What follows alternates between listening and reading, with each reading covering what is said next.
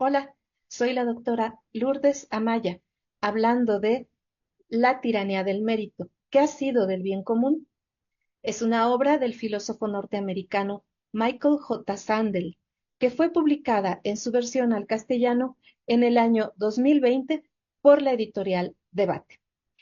Otras obras de este mismo autor que podemos encontrar ya traducidas son El liberalismo y los límites de la justicia. Justicia, hacemos lo que debemos y lo que el dinero no puede comprar, los límites morales del mercado. Estas son algunas de sus obras traducidas, si bien cuenta con una amplia gama de publicaciones en inglés. Como podemos observar, el tema principal de este autor es la justicia, cómo se define, cómo se entiende, cómo se aplica y se vive la justicia en las sociedades contemporáneas.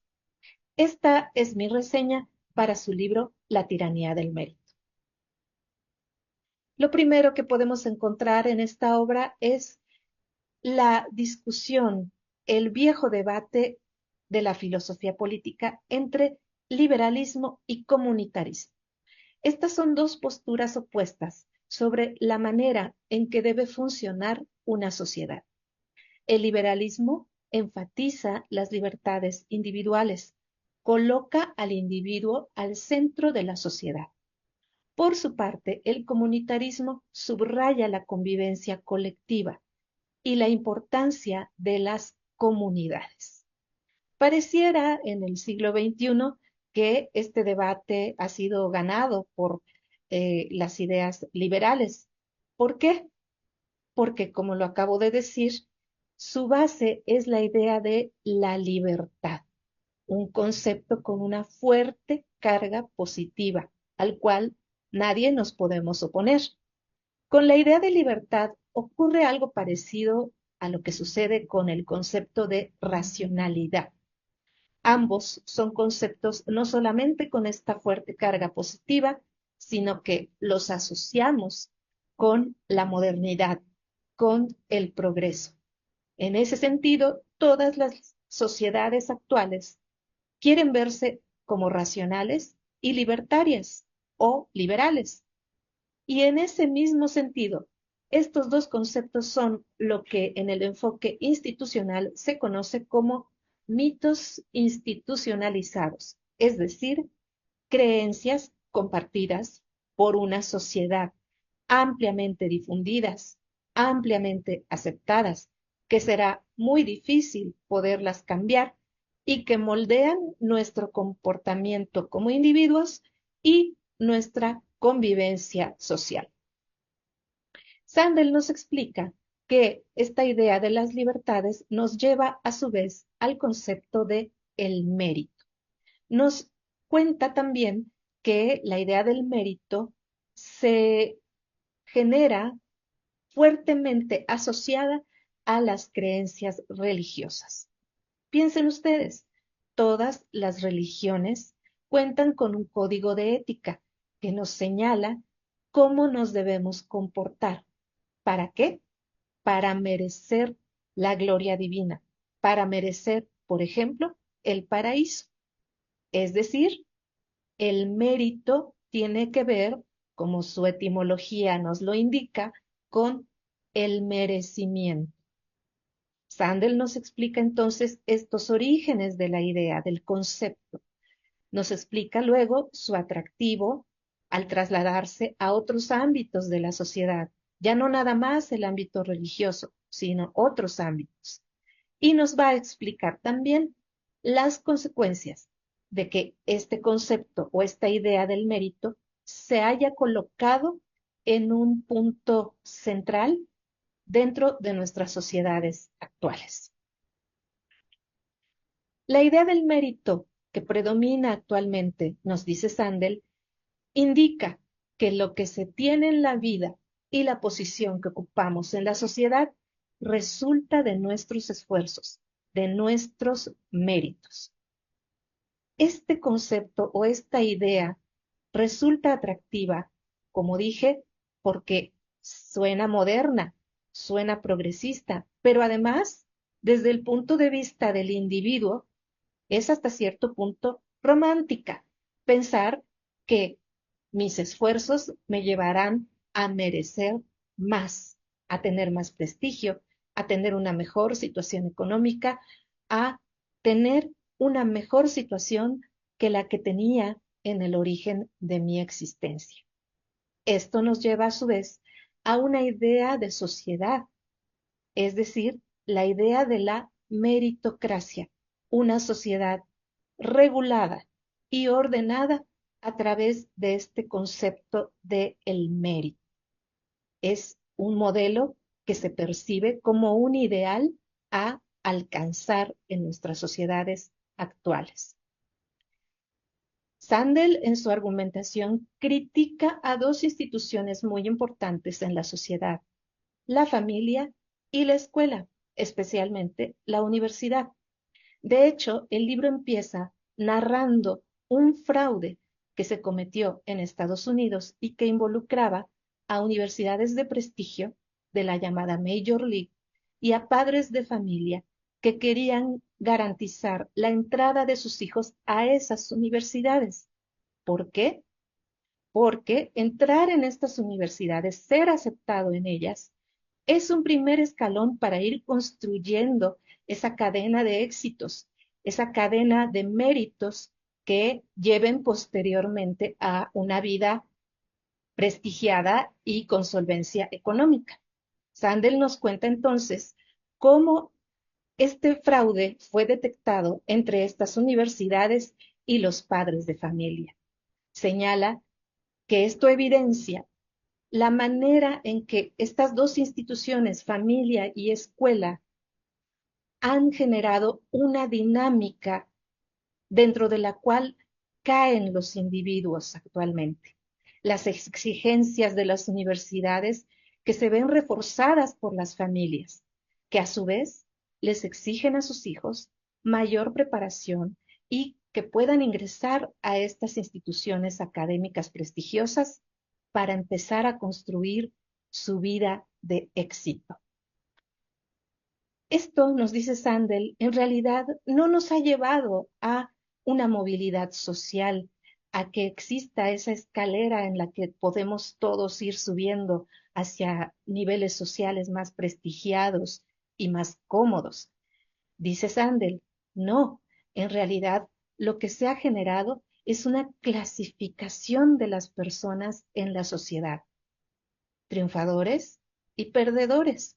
Creo que todos hemos escuchado este término de perdedores, que se utiliza mucho de manera coloquial en la sociedad norteamericana y que se ha trasladado a otras sociedades. Y es un término a través del cual descalificamos a las personas. No solo las clasificamos, las descalificamos. ¿Por qué? Por el mérito. Si son perdedores, es porque no supieron hacer los méritos suficientes para triunfar y ser ganadores. Sandel nos dice que el sueño americano, esta leyenda, esta creencia de que cualquiera, sin importar el origen, puede triunfar en la vida, es un reflejo de esta ideología meritocrática y que es francamente cuestionable. Podemos verlo más bien como un espejismo.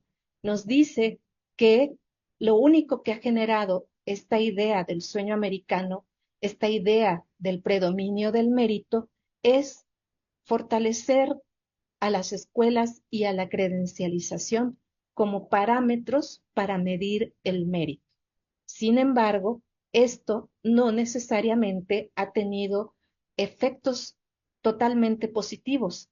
Esto ha tenido también efectos no deseados. Ha generado incentivos perversos. ¿Por qué es que esto ha ocurrido? Para entenderlo, Sandel nos pide que nos planteemos una pregunta. ¿Es posible hablar de libertad y como consecuencia de méritos en un contexto de desigualdad? En este punto de su argumento, Sandel se aproxima a dos autores. No los menciona, pero tiene fuertes coincidencias con ellos. El primero es el sociólogo francés Pierre Bourdieu.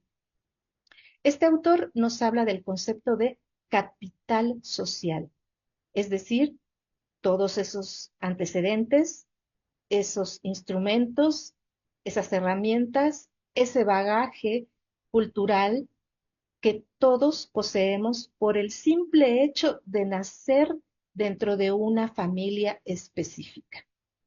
Bourdieu nos dice que si pensamos en dos estudiantes que se encuentren en la misma universidad, en el mismo grado, no podemos necesariamente esperar que tengan un desempeño parecido o igual. Pensemos que uno de ellos es el primero de su familia en lograr llegar a la educación universitaria. No tiene hábitos de lectura, no tiene acceso a bibliotecas, no tiene hábitos de visitar museos y de moverse en ambientes culturales. Tampoco tendrá necesariamente las herramientas digitales que son actualmente requeridas para la educación.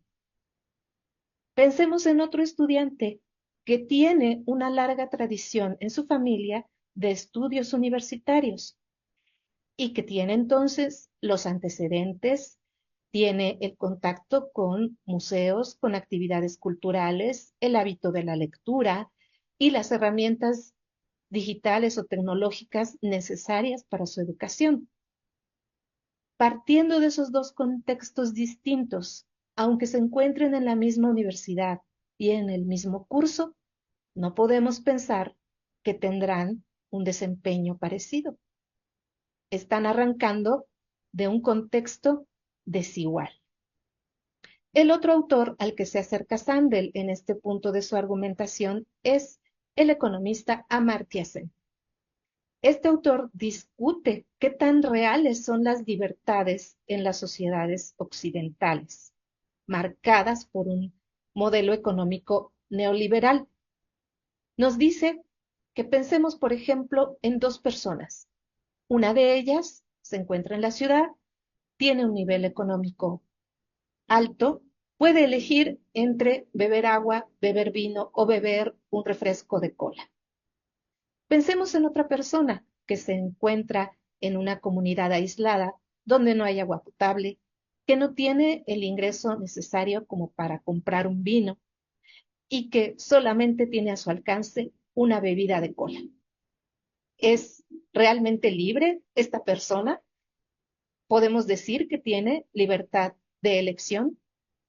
Estos dos elementos, el capital cultural y las libertades restringidas de elección, influirán en que podamos desplegar nuestros méritos de una manera adecuada o no. Respecto a este punto de la desigualdad, Sandel nos dice que si consideramos que partimos de un contexto de sociedades desiguales, el resultado del predominio de la idea del mérito nos llevará a frustración y rencor en sectores desfavorecidos y soberbia por parte de los sectores privilegiados. De hecho, Sandel nos dice esto desintegra a la sociedad, la polariza, la divide y se cuestiona si este rencor, por ejemplo, de los sectores desfavorecidos, puede ser un elemento explicativo de la emergencia de figuras como Donald Trump. En ese sentido, Sandel nos dice que esta polarización la podemos relacionar directamente con la llamada tiranía del mérito. Y podemos preguntarnos si en un contexto como el mexicano podemos encontrar también esta explicación. Pensemos en los últimos años y en el contexto de polarización que hemos vivido, sobre todo cuando discutimos cuestiones políticas. Muchas veces descalificamos a las personas que piensan diferente diciendo que no tienen capacidad de entender la realidad, una capacidad que supuestamente nosotros sí tendríamos. Entonces me parece que podemos trasladar de alguna manera esta cuestión de la polarización al contexto mexicano, por poner un ejemplo. Bueno, entonces, dice Sandel, ¿es realmente positiva la idea del mérito? Puede serlo, si se cumplen algunas condiciones, si el punto de partida fuera un escenario de igualdad, cosa que no es sencilla en nuestras sociedades. Y por otro lado, si ese énfasis en el mérito contribuyera a desarrollar la creatividad y la innovación. Podemos entonces concluir que este texto de la tiranía del mérito es un texto con una exposición clara, articulada y sencilla. Esto es una característica del autor, si es que ustedes lo han podido leer en otros textos. Es un autor también que usa múltiples ejemplos y que resultan cercanos para cualquier lector, aunque sean ejemplos que se dan en el contexto de la sociedad estadounidense. La claridad con la que los expone nos resulta muy accesible. Y es un texto también que hace aportaciones a diferentes áreas de las ciencias sociales, la sociología, el derecho, el análisis de políticas públicas, la economía y la psicología, inclusive, porque nos habla de todas las tensiones, de toda la ansiedad que se genera en las personas, particularmente los jóvenes, ante las exigencias que plantea una sociedad meritocrática. Esta obra, entonces, es un texto que debe leerse y discutirse. Es factible por su uso de ejemplos y la claridad de la exposición, es factible que se discuta en alumnos o por parte de alumnos de licenciatura y obviamente por parte de alumnos de posgrado. Plantea cuestiones relevantes para la convivencia social armónica. Sin embargo, hay algo que falta. ¿Qué podrá ser? Bueno, si ustedes recuerdan, el subtítulo de la obra es ¿qué ha sido del bien común? Y justamente las conclusiones del libro son un capítulo dedicados a el tema del bien común. Sin embargo, este capítulo, en donde un lector como yo, o al menos de manera personal lo puedo decir, esperaría encontrar un desarrollo de esa idea del comunitarismo como alternativa a la tiranía del mérito, ese capítulo es de solamente 5 cuartillas. Para mí, desde mi perspectiva muy personal, lo que falta entonces es desarrollar más la idea del comunitarismo como alternativa. Espero que el autor lo haga en alguna obra posterior. Justamente y a manera de conclusión de esta breve reseña, quisiera leerles las primeras líneas del último párrafo de la obra, que dicen lo siguiente. La convicción meritocrática de que las personas se merecen la riqueza, cualquiera que sea, con la que el mercado premia sus talentos, hace de la solidaridad un proyecto casi imposible.